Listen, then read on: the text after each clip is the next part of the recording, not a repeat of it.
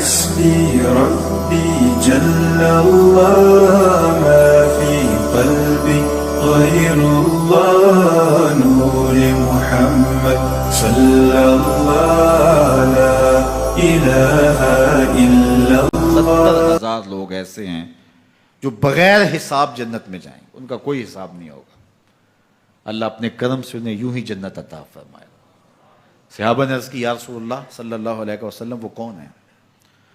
تو آقا کریم نے اشارہ فرمایا کانو لا یکتوون, یہ وہ لوگ ہیں جو اپنے جسم پہ داغ نہیں لگاتے, مخصوص نشان جسم پہ لگا لیتے ہیں. یہ فلاں بزرگ کی نشانی ہے, یہ فلاں جو ہے وہ شہید کی نشانی ہے.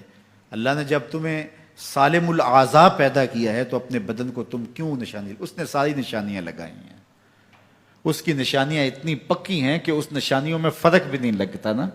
یہ تمہارے انگوٹھے کی نشانی ہے, 6 ارب انسانوں کو لے آؤ اور نشان انگوٹھا لے آؤ, کسی ایک کا بھی نہیں ملے گا. یہ نشانی تمہارے رب نے لگائی ہے. جیسی صورت تمہاری ہے ایسی صورت کسی اور کی نہیں بنائی. تمہیں منفرد بنایا اس میں. پوری کائنات میں سارے لوگ تمہارے جیسے ہیں لیکن تم پھر بھی الگ دکھائی دیتے ہو. سب کی 2 آنکھیں, سب کا ناک, سب کے ہونٹ, سب کا رنگ ملتا جلتا, لیکن سب کی شکلیں الگ ہیں. یہ زید ہے, یہ بکر ہے, یہ عمر ہے, یہ آس ہے, یہ فلاں ہے. دوسرے وہ ولا یسترقون, اور وہ رقیہ نہیں کرتے. یہ چھو منتر, جادو ٹونا, ہر وقت عاملوں کے پاس بھاگے پھرتے ہیں اور وہ انہیں جو ہے وہ غلط سلط ٹوٹ کے ٹونے بتاتے ہیں اور وہ کرتے رہتے ہیں. عجیب لوگوں کے نفسیات ہوتے ہیں, صبح سے لے کر شام تک اسی چکر میں رہتے ہیں اور پھر ساری زندگی ان توہمات سے نکل ہی نہیں پاتے. اللہ نے تمہیں پیسے دیے ہیں, نئی گاڑی تم نے خریدی ہے, چھوٹے بچے کا جوتا کیوں باندھ دیا آگے تم نے؟ جوتا باندھنے سے اگر یہ ایکسیڈنٹ سے, حادثے سے گاڑی بچ سکتی ہوتی ہے تو پھر پاکستان کے جتنے PIA کے جہاز ہیں سب پر باندھ دینا چاہیے, سب پہ جوتے لٹکے ہوئے ہوں. عجیب تم نے فلسفہ تراشا. کسی نے جو ہے وہ کالی رنگ کی پٹی باندھ دی نیچے, اس سے اس کو نظر نہیں لگے گی. گھوڑے کے پاؤں کے نیچے جو کھری لگی ہوئی ہوتی ہے, کچھ لوگوں نے اپنے گھروں میں وہ باندھی ہوئی ہوتی ہیں کہ اس سے ہمارے گھر کے اندر کوئی مصیبت نہیں آئے گی, کوئی تکلیف نہیں آئے گی. کسی نے ہنڈیا اپنے گھر کے اوپر الٹی رکھی ہوئی ہوتی ہے, یہ ہنڈیا بچا لے گی. اور میاں ہنڈیا کیا بچائے گی تجھے؟ اللہ کے قہر سے کچھ نہیں بچا سکتا. جب تمہارے اوپر کوئی مصیبت نازل ہونی ہے تو کچھ نہیں بچا سکتا. اگر بچنا چاہتے ہو تو پھر اللہ سے استغفار کرو, اللہ تعالیٰ کی تسبیح کرو, اللہ کی تحلیل کرو, میرے حضور پہ درود پڑھو, پھر دیکھنا کہ مصیبتیں ٹلتی ہیں یا نہیں ٹلتی ہیں. تو یہ خام خواہ کے رقیے اور یہ عامل لوگ جو ہیں ان کا تو کام ہی یہی ہے. ان کا کام چلتا ہے لوگ ذوف الاعتقادی میں مبتلا رہے ہیں اور یہ کہہ دیتے ہیں کہ آپ کے خاندان میں ایک منحوس عورت ہے, یہ اس کا کیا ہوا ہے, تو کوئی نہ کوئی منحوس تو پہلے ہی انہوں نے طے کر رکھی ہوتی ہے, فوراً ذہن وہاں جا کلک ہو جاتا ہے.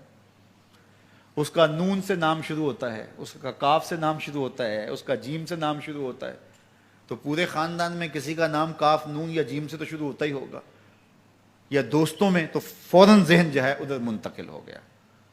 اب یہ بابا جی نے بتا دیا ہے, ہاں ہاں ہاں اس نے یہ بات کی تھی, کچھ باتیں یاد آنے لگیں. اس کاف سے شروع ہونے والے نام کے ساتھ نفرت پیدا ہو گئی. اس بابے نے نفرت کا کاروبار کیا ہے.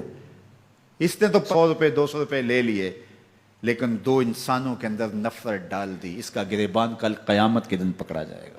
ان ملنگوں کے پاس, ان ذوف الاعتقادی کو پھیلانے والوں کے پاس کبھی نہ جاؤ. تمہیں مصیبت پڑی ہے, تمہیں لگ رہا ہے کہ شاید میرے اوپر جادو ہے, تو پڑھو نا سورہ بقرہ, جادو جڑ سے اکھڑ جائے گا. 40 دن اپنے گھر میں سورہ بقرہ پڑھو, برکت ہوگی.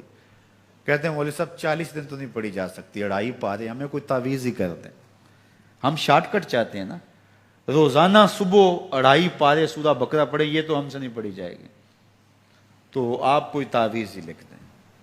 کاروبار میں برکت نہیں, میں کہتا ہوں پڑھو نا سورہ واقعہ, 3 رکوع ہیں, برکت ہوگی. ہم کہتے ہیں ہمیں تعویذ ملنا چاہیے, بس وہ ہم گلے میں رکھ دیں, بٹوے میں رکھ لیں, پرس میں رکھ لیں, اور ہمارا کام ہو جائے, ہمیں کچھ بھی نہ پڑھنا پڑے, ہمیں وضو تک نہ کرنا پڑے, نماز نہ پڑھنی پڑے, اور برکت ہو جائے. ایسے برکت تو نہیں آتی. اس لیے چھوڑو ان کی جان, آؤ قرآن مجید پہ آؤ, آؤ سجدوں پہ آؤ, آؤ دعاؤں پہ آؤ. سحری کے وقت اس کی رحمتیں آواز دے رہی ہوتی ہیں، حل میں مسترزقن، ہے کوئی رزق مانگنے والا؟ اور تم اس وقت سوئے ہوئے ہو، سارے دن ٹھوکریں کھاتے ہو. آؤ نا اس وقت جھولی پھیلا کے، ہاتھ پھیلا کے کہو مالک تو جھولیاں بھر دے، تو پھر دیکھنا کبھی کمی نہیں آئے گی، عطا فرمائے گا.